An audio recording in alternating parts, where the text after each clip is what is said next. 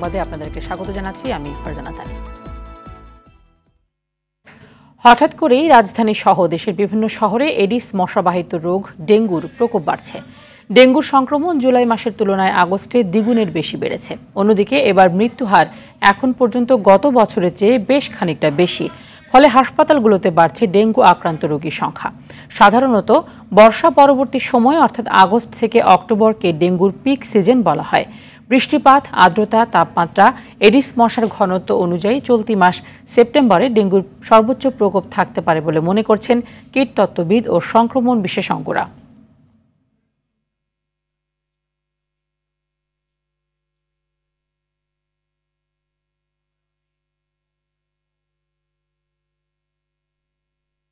কমে এসেছে বন্যার পানি, তবে কিছু এলাকায় পানি ধীর গতিতে কমায় স্থায়ী জলাবদ্ধতা সৃষ্টি হয়েছে। ফেনীর দাগনভূঞাতে পানি কমছে ধীর গতিতে। স্থানীয়দের অভিযোগ, দাদনার খালের কারণে দীর্ঘদিন ধরে পানিবন্দী আছেন মানুষ। এছাড়া মুসাপুর স্লুইস গেট দিয়ে সাগরের জোয়ারের পানি সহজে লোকালয়ে ঢুকে দুর্ভোগ বাড়িয়েছে। পানিবাহিত রোগে আক্রান্ত হয়ে হাসপাতালে চিকিৎসা নিচ্ছেন শিশু, নারী সহ বিভিন্ন বয়সের মানুষ। আর্থিক সমস্যার কারণে অনেকেই বাড়িঘর মেরামত করতে পারছেন না। কুমিল্লায় ভয়াবহ বন্যায় প্রায় ১,১০০ কিলোমিটার পাকা সড়কের ক্ষতি হয়েছে বলে জানায় এলজিইডি ও জনপথ বিভাগ। এ জেলার ১৭টি উপজেলার মধ্যে ১৪টি উপজেলা বন্যার পানিতে প্লাবিত হয়েছে। নোয়াখালীর সেনবাগ, সদর পূর্বাঞ্চল, কবিরহাটে স্থায়ী জলাবদ্ধতা সৃষ্টি হয়েছে। জেলা প্রশাসনের তথ্য অনুযায়ী এখনও ১৪.৫ লাখ মানুষ পানিবন্দী রয়েছে। স্থানীয়দের অভিযোগ, পানি নিষ্কাশনের জলাধার, খাল, বিল ভরাট হয়ে যাওয়ায় ভয়াবহ বন্যা পরিস্থিতি সৃষ্টি হয়েছে। লক্ষ্মীপুরে বন্যার ক্ষতি কাটিয়ে ঘুরে দাঁড়াতে সরকারি বেসরকারি সহায়তা চেয়েছেন ক্ষতিগ্রস্তরা।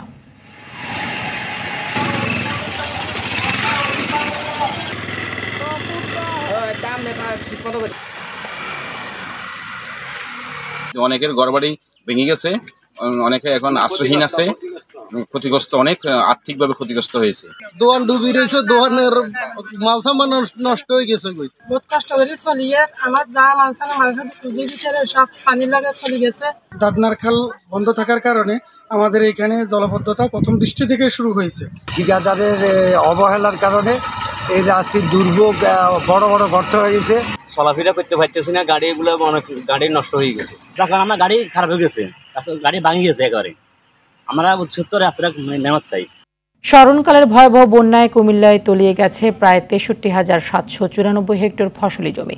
জেলার কৃষি খাতে ৮৪৮ কোটি টাকার ক্ষতির আশঙ্কা করছে জেলা কৃষি সম্প্রসারণ অধিদপ্তর।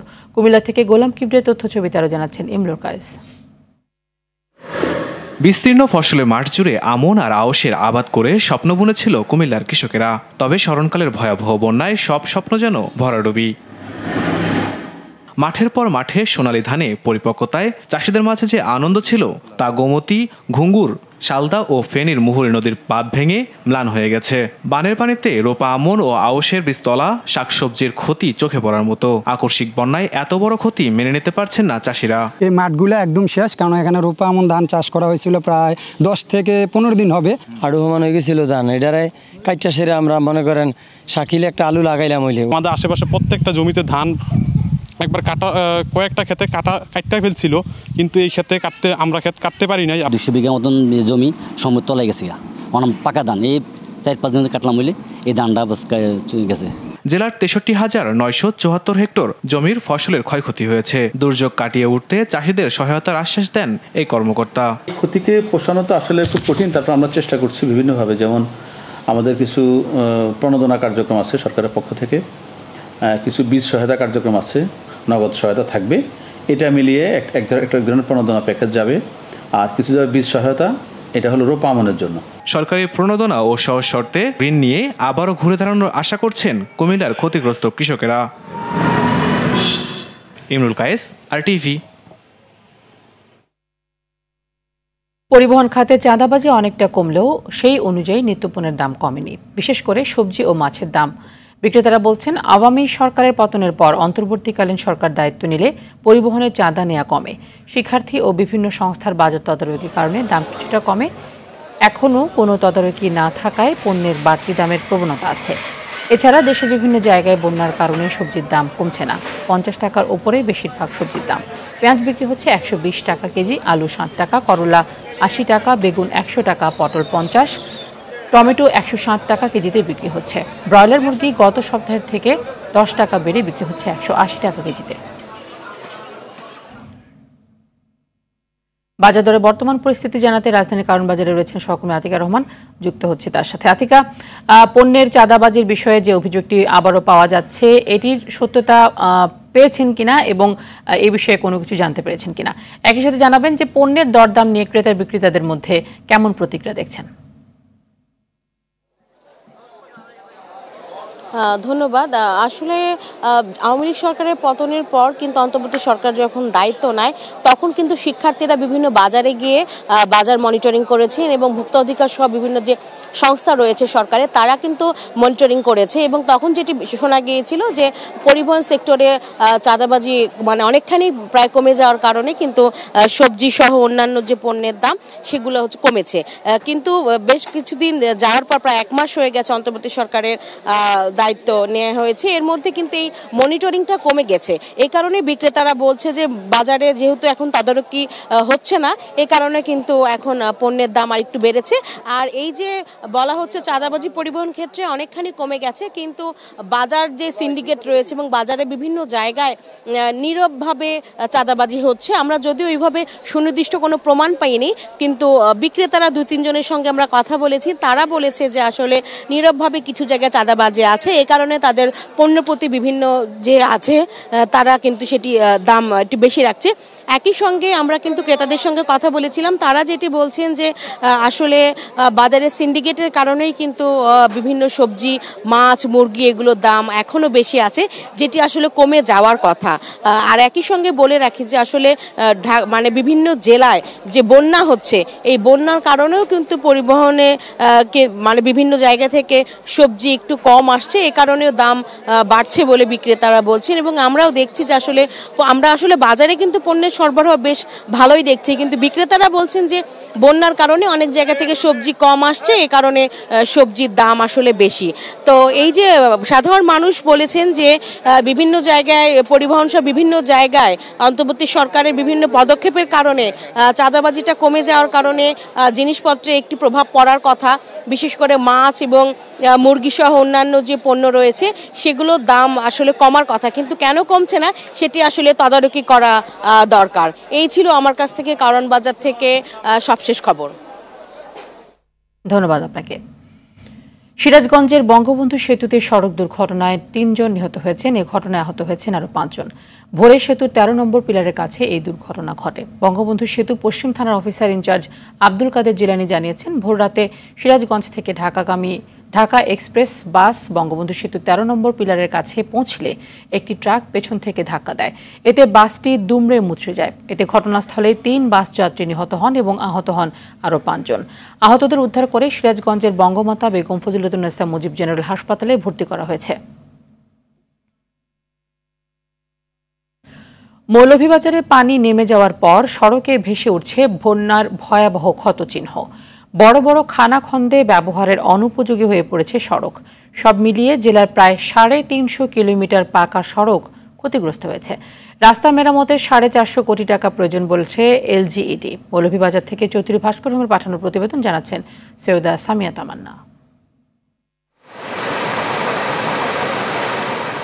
পর্যটন জেলা মৌলভীবাজারে বন্যা পরিস্থিতির উন্নতি হওয়ার পর সড়কগুলোতে স্পষ্ট হচ্ছে ক্ষতচিহ্ন। সরকারি হিসাব অনুযায়ী জেলায় 145টি সড়কের 350 কিলোমিটার রাস্তা ও 11টি ব্রিজ কালভার্ট ক্ষতিগ্রস্ত হয়েছে।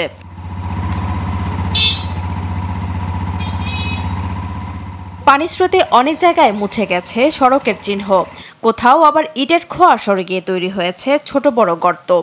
ক্ষতিগ্রস্ত এসব সড়ক দিয়ে চলাচলে দুর্ভোগ পোহাচ্ছেন সাধারণ মানুষ।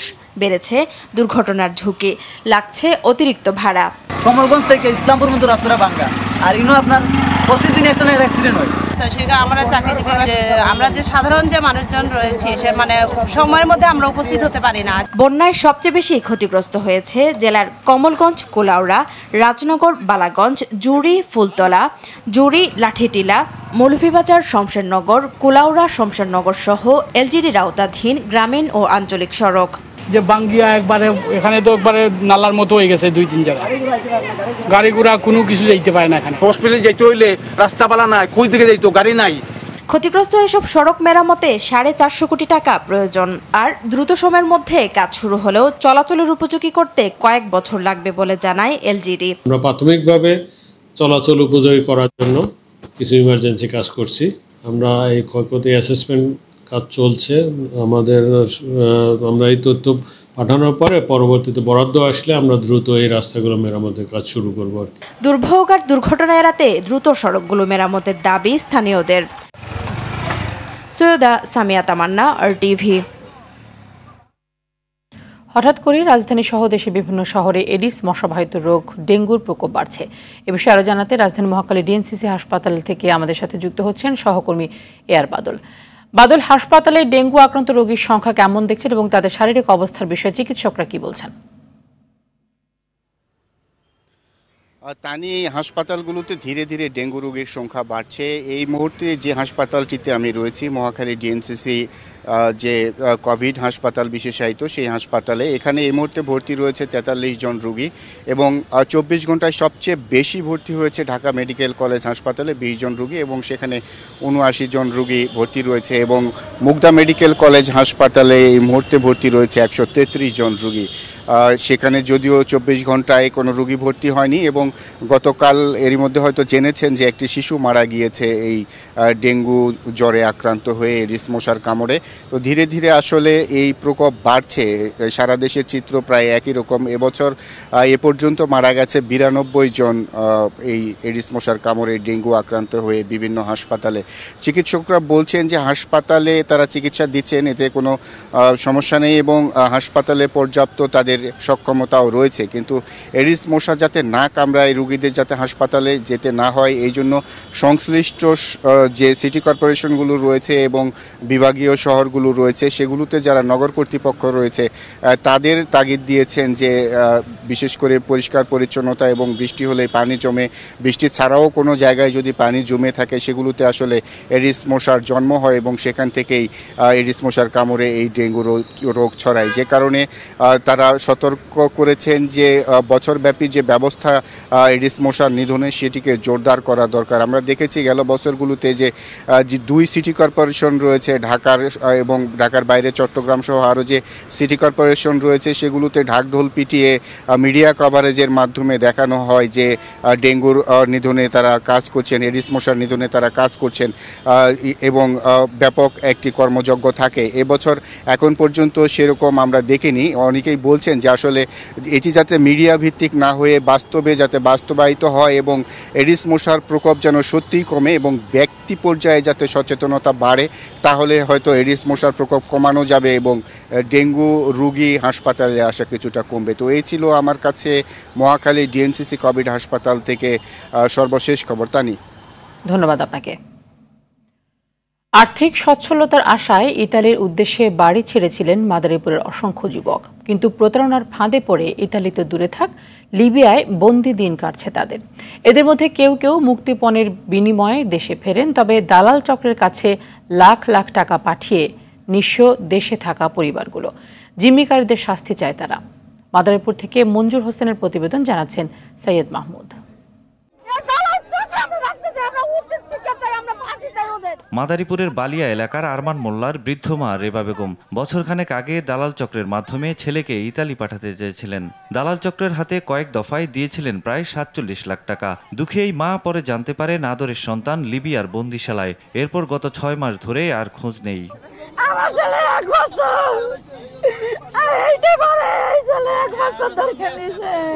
আমি অনেক কষ্টে আছি বাবা, আমি মাদারীপুরের মোস্তফাপুর, ঘটমাঝি, পেয়ারপুর ইউনিয়নের বিভিন্ন গ্রামের গরিব ও অসহায় পরিবারের এমন অন্তত 150 যুবকের খোঁজ পাচ্ছে না পরিবারগুলো।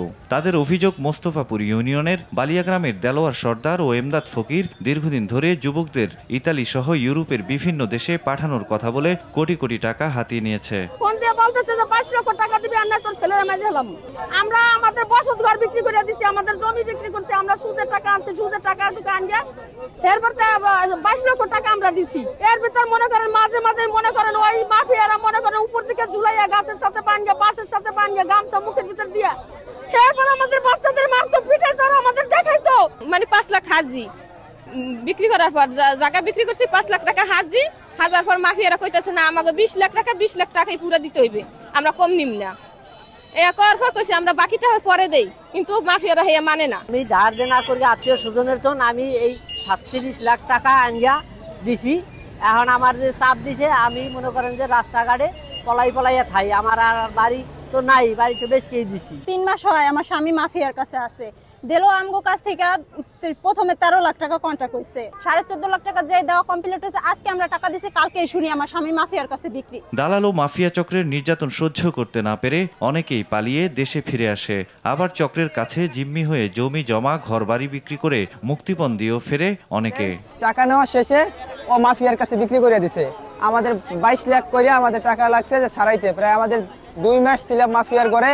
আমাদের মাইরা হাত পার অবস্থা শেষ করে দিছে, আমাদের কাজ করার মতো সামর্থ্য এখন নাই। দেলোয়ার যে দালাল সে বাংলাদেশে আছে, আমি চাচ্ছি যে তার বিরুদ্ধে আইনিমূলক বিশেষভাবে কঠোরভাবে ব্যবস্থা নেওয়া হোক। ক্ষতিগ্রস্ত পরিবারগুলো দালালের বিচার চেয়ে সম্প্রতি মাদারীপুর জেলা প্রশাসকের কাছে স্মারকলিপি দিয়েছে। প্রশাসনের হস্তক্ষেপে প্রতারকদের বিচার হবে, হারানো সন্তান ফিরে পাবে দুঃখী মা, এমনটাই চাওয়া সবার। সৈয়দ মাহমুদ, RTV। বিবেকের তাড়নায় স্বৈরাচার বিরোধী আন্দোলনে যোগ দিয়ে এরপর সম্মুখ সারিতেই গুলিতে শহীদ হন উত্তরার বাসিন্দা মাহমুদুর রহমান সোহেল। পরিবারের একমাত্র উপার্জনক্ষম স্বামীকে হারিয়ে 3 শিশু সন্তান নিয়ে অথৈ সাগরে পড়েছেন সোহেলের স্ত্রী মরিয়ম খানম। রাষ্ট্র ও পরিবারের কাছে এই সন্তানরা যেন বোঝা না হয়, সেই আবেদন তার। বিস্তারিত অরণ্য গফুরের রিপোর্টে। বাবা ডাক্তার ঠিকমতো শেখার আগেই বাবাকে হারিয়ে ফেলেছে 1.5 বছরের শিশু সুরা। টেলিফোন বাজলেই দৌড়ে আসা সুরা জানে না আর কখনো বাবার কোলে উঠতে পারবে না সে। বৈষম্য বিরোধী আন্দোলনে হাসিনা সরকার গণহত্যা চালালে ঘরে বসে থাকতে পারেননি মাহমুদুর রহমান সোহেল। বিক্ষোভে যোগ দিয়েছিলেন সম্মুখ সারিতে। স্ত্রীকে নিয়ে শিক্ষার্থীদের জন্য করেছিলেন খাবারের ব্যবস্থাও। কিন্তু 4 আগস্ট মাথায় গুলি লাগলে 5 দিন পর চলে যান পরপারে। স্বামী হারানোর শোকে আচ্ছন্ন হলেও দেশের জন্য সোহেলের জীবন উৎসর্গ বৃথা যায়নি ভেবে গর্বিত মরিয়ম খানম। বন্ধুর সাথেই লাস্টের ফোনে কথা হয়েছে যে বিবেকের তাড়নায় সে ঘরে থাকতে পারতেছে না, যদি বেঁচে থাকি তাহলে দেখা হবে বন্ধু। আমার বাচ্চারা বাবা দেখবে না, আমার বাচ্চারা কাউকে বাবা বলতে পারবে না, এই কথাটা যখন আমি চিন্তা করি আমার তখন অনেক কষ্ট। কিন্তু যখন সমাজের এই জিনিসগুলো যখন আমি দেখতে পাই যে কত মানুষের কষ্ট, কত মানুষের মানে এই জিনিসটা যখন ওর আত্মত্যাগটা বৃথা যায় নাই, যখন এইগুলো যখন চিন্তা করি তখন মনে হয় না ভালো কিছুর জন্য এটা হয়েছে। উত্তরায় মানসম্মত পরিবেশে পরিবারকে সব ধরনের সুযোগ সুবিধায় রেখেছিলেন ইত্তেহাদ এয়ারলাইন্সের চাকুরি করা মাহমুদুর রহমান সোহেল। সন্তানদের ভর্তি করেন নামি স্কুলে, কিন্তু তার অকাল মৃত্যু পথে বসার ঝুঁকিতে ফেলেছে পুরো পরিবারকে। হঠাৎ এইরকম পরিস্থিতিতে আমরা নিজেরাই দিশেহারা। না আমার সন্তানগুলো, তারা শহীদের সন্তান, আমরা যেন পরিবারের কাছে কিংবা সমাজের কাছে, রাষ্ট্রের কাছে আমরা যেন আমার সন্তানেরা যেন বোঝা হয়ে না যায়, তারা যেন মানে জনসংখ্যা না হয়ে তারা যেন জনসম্পদে পরিণত হয়। পুরনো ছবি ও ভিডিও দেখে বাবার স্মৃতি হাতড়ে ফেরে মাসনুন ও রুবায়দা। তাদের একমাত্র আকাঙ্ক্ষা যেমন দেশ পেতে বাবা জীবন দিয়েছে তেমন দেশে সম্মান নিয়ে বাস করা। বাবা অনেক মানুষের সাহায্য করে। আমার বাবা যেটার জন্য আত্মত্যাগ করেছে, আমি এরকম একটা বাংলাদেশ চাই যেটার মধ্যে কোনো কারাপ্টেড মানে মানুষের না থাকে। এই আত্মত্যাগের বিনিময় দেয়া সম্ভব না হলেও মর্যাদা দেওয়ার দায় রাষ্ট্রের কাঁধে। অরণ্য গফুর, RTV, ঢাকা। গাজা উপত্যকা জুড়ে ইসরায়েলি বিমান হামলায় কমপক্ষে 33 ফিলিস্তিনি নিহত হয়েছেন। এ নিয়ে উপত্যকাটিতে নিহতের সংখ্যা দাঁড়িয়েছে 40,878 জনে। উত্তর গাজার হালিমা আল সাদিয়া স্কুলে হামলার দায় স্বীকার করেছে ইসরায়েল। এদিকে পশ্চিম তীরে প্রতিবাদের সময় ইসরায়েলি বাহিনীর গুলিতে আমেরিকার এক নারী নিহত হয়েছে। এই নারী তুরস্কেরও নাগরিক বলে জানা যায়। নিহতের ঘটনাকে হত্যা বলে অভিহিত করেছে তুরস্কের পররাষ্ট্র মন্ত্রণালয়। ওই নারী একজন অ্যাক্টিভিস্ট বলে জানান তারা। এই ঘটনাকে মর্মান্তিক ক্ষতি বলে অভিহিত করেছেন মার্কিন পররাষ্ট্রমন্ত্রী অ্যান্টনি ব্লিংকেন। সকালের সংবাদ এই পর্যন্তই। সবশেষ সংবাদ জানতে যে কোনো মোবাইল ফোন থেকে 24141 নম্বরে ডায়াল করুন। মধ্যাহ্নের সংবাদ দুপুর 12টায় দেখার আমন্ত্রণ রইল। ধন্যবাদ সবাই।